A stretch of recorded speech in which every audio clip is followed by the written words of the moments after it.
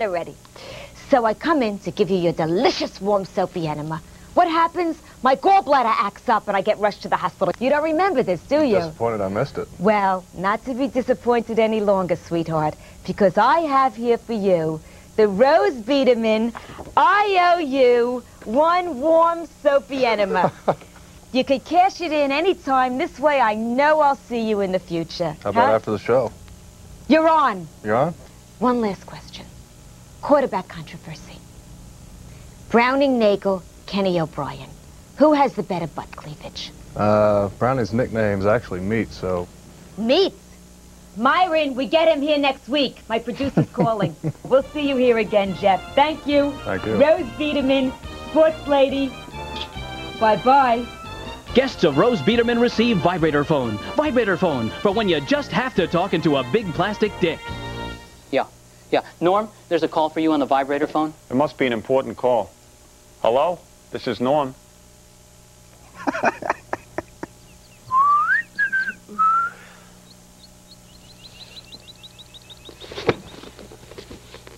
And now, fairy tales from the dark side. Way deep in the forest, where the giant mushrooms grow, live the Wobblies.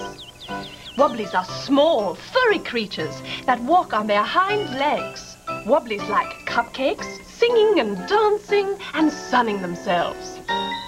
One day, Lobo, the cutest of all the Wobblies, thought to himself, "Gee, this dancing crap is okay, but what I'd really like to do is earn some money." So, he decided to contact some fur trappers and sell the rest of the Wobblies for their pelts. After a quick series of phone calls and faxes, the deal was done. "How should we catch them?" inquired the fur trapper.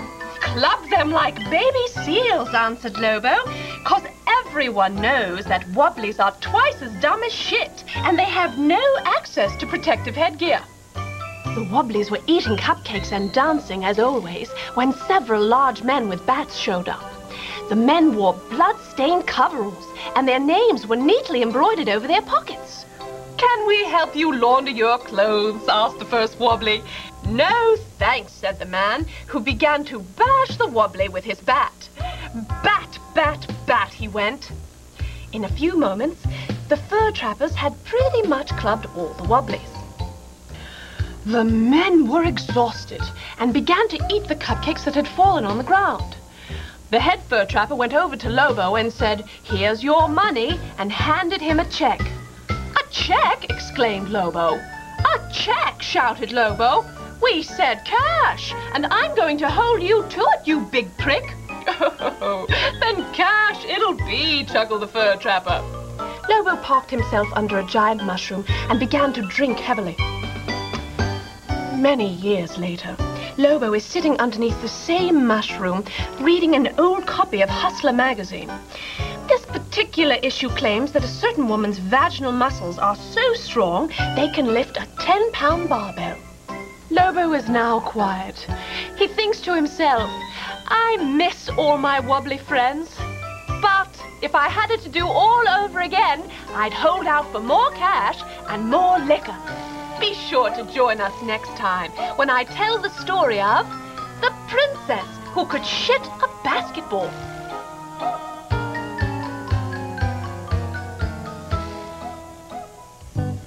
We hope you're enjoying your tour of the world of hardcore TV. Oh, God, I'm so hot for you, milkman. Give it to me now. Come park your meat van now. It's Porno Bloopers, the wackiest collection of porno outtakes ever. Loaded with hilarious moments that'll break you up. It's your favorite porno stars from your favorite porno movies in scenes you've never seen before. My hair's stuck. Can somebody help me? Your favorite porno stars caught in the act of being themselves. Hey, can somebody help me get this damn thing off? And best of all, no Dick Clark. Face it, everyone loves adult films, and everyone will love Porno Bloopers. Fuck me harder, fuck me harder, fuck me harder. What's my next line? Fuck me harder. Hug me harder. Porno bloopers, coming real soon. So what are you waiting for? And now it's time for Rostapiece Theater. Today, I Dream of Jeannie, episode 27, scene 6. When we last left, Major Nelson was on a space capsule survival mission to go without food or water for 3 days. Except that Jeannie kept sneaking in and trying to give him a steak and chocolate sundae and thing. And the whole time, Major Healy, him wanting to eat it. But Major Nelson, he don't want it, because he a kiss-ass goody two-shoe. And in 10 years, he be JR and he'd screw his own mother for $1 running that ranch in Dallas, Texas, saying, "I'll destroy that tramp Sue Ellen." That was me southern accent. Anyway, back to the Jeannie show. So, Major Healy, he eating a shish kebab, and a chicken is laying an egg in Larry Agman's spacesuit, when all of a sudden, Dr. Bellows is on the radio saying, "Do I hear a chicken clucking in there?" And Major Nelson say, "No, that's just me stomach growling." Oh, every time Jeannie trying to blink him something, Major Nelson, he don't want it. He say, "Jeannie, back in the bottle." So she go. But she forget to take the chicken with she. Poor Larry Agman, huh? They should give me a Jeannie. She be blinking so much she had to carry around a keg of Izine. Oh, the classics never die, man. Portions of Rostapiece Theater were brought to you by Dreaded Wheat. We be crunching, man. I don't know, Doc. I guess it's normal for a guy to go through a stage where he has fantasies about his mother. Freud talks about it, having sexual fantasies with your mom. I don't think it's normal. I mean, I'm 47 years old. Well, tell me what happens. Well, I have this dream every night, the same dream about my mother. My mother's 80 years old. She just had a hip replacement, and she's not a young 80. Anyway, we're in this restaurant, and we're having dinner, and her gown keeps slipping off her shoulder, and I'm staring at her like she's Cindy Crawford, for Christ's sake. She's starting to get a little drunk, and somehow I get her back to my hotel room. I'm telling her all these things to try to impress her, and she knows I'm not an astronaut. She's my mother, right? Yes. You normal people don't have dreams like this. No, go ahead. No wonder my wife divorced me. I can't keep a job. I have a drinking problem. I'm just ashamed to say it out loud. Oh, go on. It'll be okay. Anyway, we're in the hotel room, man. Like, I'm trying to unhook this corset thing. It's got about 1,000 hooks, And she's not resisting. I mean, she's 80 years old, and she doesn't even look good for 80. I'm just ashamed to say this out loud. Yet, I got a Woody that won't go away just from telling you the story. So I guess... excuse me, do you notice anything funny about that mirror over there? What? See anything like a hidden camera over there? What? Welcome, Bob, to Totally Hidden Psychiatry. Oh, my God!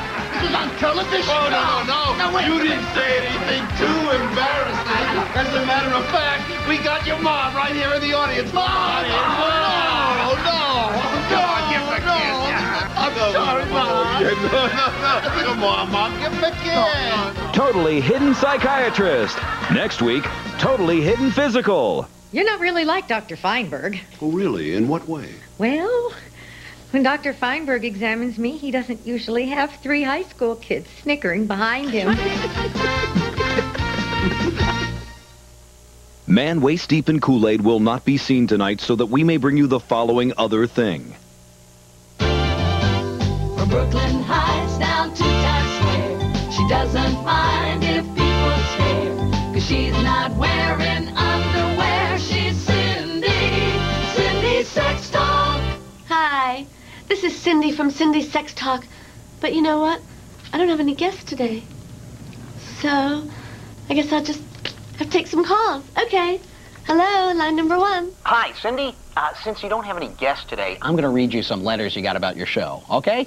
Here's a letter from Jane from Long Island. Dear Cindy, what do you like